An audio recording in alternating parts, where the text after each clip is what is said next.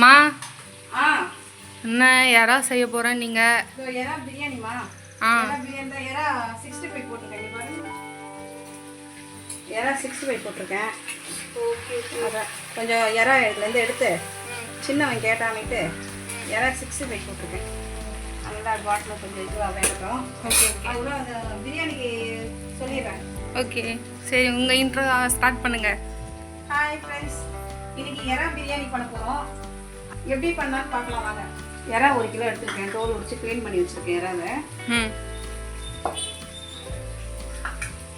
இப்போது கல்பாசி, இலை, பட்டை, அன்னாச்சிப்பூ, ஏலக்காய் 8, ஒரு 10 லவங்கம், 1 கிலோ அரிசி, 1 கிலோ எறா, பிரியாணி மசாலா, 2 ஸ்பூன் மிளகாத்தூள், வெறும் மிளகாத்தூள், 2 ஸ்பூன் தனியா, தயிர், நெய், புதினா, கொத்தமல்லி, பச்சை மிளகாய், லெமன், வெங்காயம், தக்காளி ஒரு 10 போட்டிருக்கேன். 15 வெங்காயம் போட்டிருக்கேன். கொஞ்சம் மீடியம் சைஸாக இருந்தது தக்காளி, ஒரு 10 தக்காளி போட்டிருக்கேன். சின்ன வெங்காயம் தான் ஒரு 15 வெங்காயம் இருக்குது. சின்னதாக இருந்தது, அது 15 வெங்காயம் கட் பண்ணி போட்டிருக்கேன். 1 கிலோ அரிசி, ரைஸ் 1 கிலோ ஊற வச்சுருக்கேன். வாங்க செய்யுங்க. வைப்போம். இப்போ ஆயில் விட்டுக்கலாம். நெய் கொஞ்சம் செய்யணும். இப்போ மசாலாலாம் போட்டுக்கணும். நல்லா மசாலா போட்டுக்கணும். நல்லா பொரிஞ்சிடுது. இப்போ வெங்காயம் போட்டுக்கலாம். பச்சை மிளகாய்,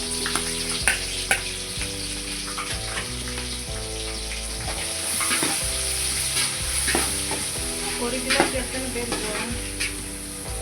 1 கிலோக்கு எத்தனை பேருக்கு வரும்?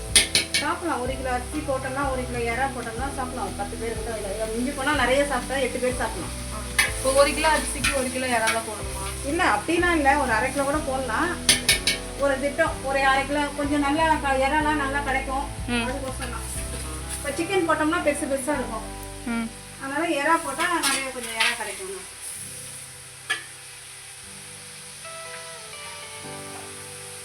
இன்னொரு நாளைக்கு எனக்கு சிக்கன் பிரியாணி செஞ்சு தரீங்களா?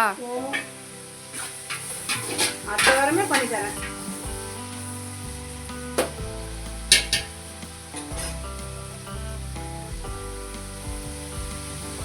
இப்போ பிரியாணினா நல்லா வெங்காயம் வதங்கணும். அப்புறம் அந்த ஃப்ளேவர் நல்லா கிடைக்கும், நமக்கு நல்லா டேஸ்ட்டு கிடைக்கும். வெங்காயம் இஞ்சி பூண்டு பேஸ்ட்லாம் நல்லா வதங்கினா தான் அதோடைய இது நல்லா டேஸ்ட்டும் கிடைக்கும். நல்லா அந்த ஃப்ளேவர் நல்லா வாசனையாகவும் இருக்கும்.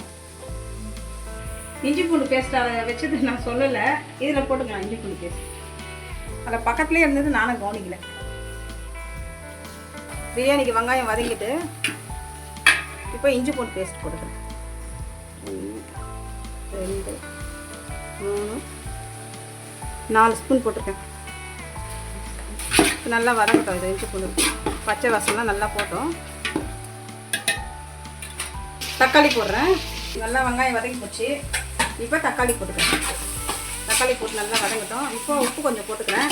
தக்காளி நல்லா வதங்கிறேன்.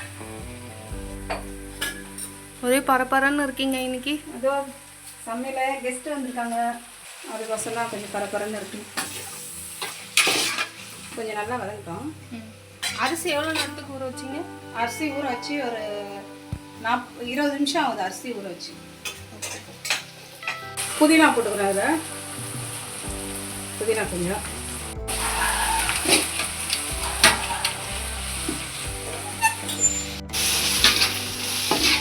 மிளகாத்தூள், தனியாத்தூள், இப்போ பிரியாணி மசாலா தூள், வீட்டில் அரைச்ச தூள்.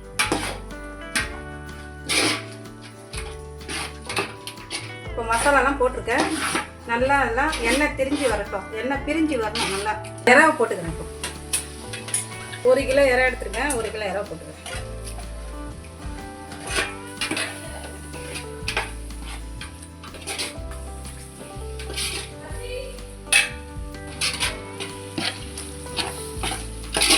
எறா வந்து கொஞ்சம் நல்லா வதங்கட்டும்.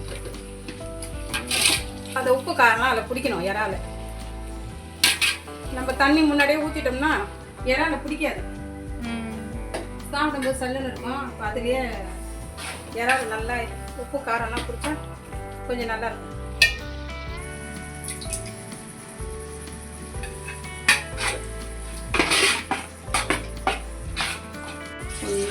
தண்ணி விடுறேன்.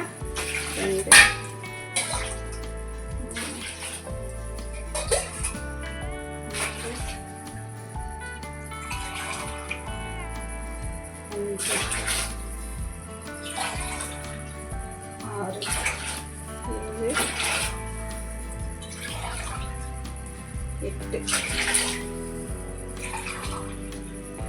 9 விட்டுக்கேன். சொல்லும் இந்த 1 டம்ளர் அரிசினா இல்லை 1 டம்ளர் அரிசினா 1.5 டம்ளர் தண்ணி வச்சா போதும். 1.5 டம்ளர் இந்த 1 டம்ளர் அரிசிக்கு 1 டம்ளர் அரிசி குக்கரில் வச்சோன்னா கரெக்டாக இருக்கும். அரிசி நம்ம நல்லா ஊற வச்சு நம்ம அரிசி வச்சோம்னா இந்த டம்ளரில் 1 டம்ளர் அரிசி 1.5 டம்ளர் தண்ணி, அதான் அளவு. சில பேர் 2 டம்ளர் வச்சா குழம்பு போயிடும். இப்போ உப்பு இருக்கான்னு பார்த்துக்கிறேன்.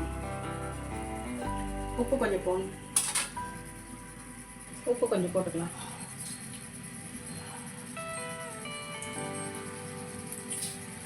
கொஞ்சம் போட்டாச்சு. கொச்ச பிறகு அரிசி போட்டுக்கிறேன்.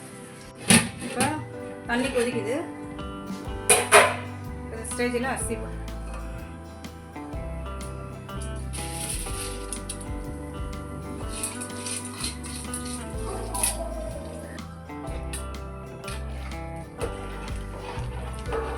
நல்லா கொச்சிட்ட பிறகு தம்மு போட்டுக்கலாம். கொத்தமல்லி போட்டுக்கலாம் கொஞ்சம் தம் போடுறதுக்கு. இப்போ அரிசியும் தண்ணியும் பாருங்கள் சரி சமமாக அதுக்கு மேலே. இப்போ இந்த ஸ்டேஜில் தம் போட்டுக்கலாம். நெய் கொஞ்சம் விட்டுக்கிறேன் மேலே. நெய் கொஞ்சம் ஒரு லெமன் விழுவேன். இந்த ஸ்டேஜில் தான் டம் போட போகும்போது தான் லெமனை பிழிஞ்சு விடணும். ஒரு லெமன் பிழிஞ்சிருக்கேன். கொத்தமல்லி போட்டு டம் போட வேண்டியதான். அவ்வளோதான். சிம்மில் வச்சு டம் போட்டு இது மேலே குழவி எடுத்துச்சு. வெயிட்டாக வச்சாதான் இதாக இருக்கும். டம் சீக்கிரமும் ஒரு 10 நிமிஷம் போதும் டம். இப்போ டம் ஆகிடுச்சு. எல்லாம் பிரியாணி ரெடி ஆகிடுச்சு. அரிசி நல்லா வெந்திருக்கு பாருங்கள்.